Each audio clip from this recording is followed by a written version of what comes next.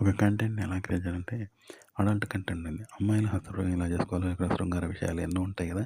అది కేవలం శృంగారానికి సంబంధించింది మాత్రం ఉంటది. అంటే అది అడల్ట్ కంటెంట్ అశ్లీలము, బూతయితే అంతే. అలా ఎంటర్‌టైన్‌మెంట్ ఉండదనమాట. కానీ దాన్ని ఎంటర్‌టైన్‌మెంట్‌గా జేయాలంటే ఎలా జేయాలి? శృంగారభరిత ఎంటర్‌టైన్‌మెంట్ అంటే వేరే ఇప్పుడు అమ్మాయిలనుకో, అమ్మాయి కాలేజీ అమ్మాయి అని ఒక యాడ్ తీసుకోండి. ఆ! అది చదివి అందులో ఒక ముక్క చెప్తే, ఇందులో ఒక ముక్క చెప్పు. ఇంకోటి కుటుంబం వాళ్ళ అమ్మ, నాన్న ముక్క చెప్పు. ఫ్రెండ్స్ ఇలా వేరే వేరే యాడ్స్ ప్రస్తావిస్తూ వేరే వేరే ఆర్టికల్ అందులో 2 ముక్కలు చెప్తే, ఇందులో 2 ముక్కలు చెప్తూ మళ్ళీ అడల్ట్ కంటెంట్ చెప్పు. అంటే మొత్తం మూడిట్లో ఒక భాగం అడల్ట్ కంటెంట్ అయింది. కాబట్టి ఇప్పుడు అడల్ట్ కాదనమాట. ఎంటర్‌టైన్‌మెంట్ ఉంటది. ప్లస్ అడల్ట్‌గా ఉంటది. కాబట్టి అందంగా ఉంటది వినే వాళ్ళకి.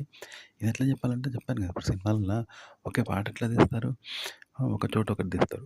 కిటికీలకెళ్ళి బయట చూస్తారు. ఆ బయట చూస్తే ఇంకేదో కనబడుతది కదా! కొండలు కనబడతాయి. ఆ కొండలు ఎక్కడియో అవి. మనకి అట్లా యాడ్ చేస్తారు. మళ్ళా ఒక ప్రశాంతమైన ఫీలింగ్ రావడానికి చెట్లు ఊగుతా ఉంటాయి. ఆ ఊగితే అక్కడుండవు ఆ చెట్లు. ఎక్కడియో చెట్లు. ఆడ యాడ్ చేస్తారు. చూసినావా? అలాగే అందమైన మేఘాలు పోయినట్టు చూపెడతారు. ఆ మేఘాలు అక్కడివి కావు ఎక్కడో తీసినయి.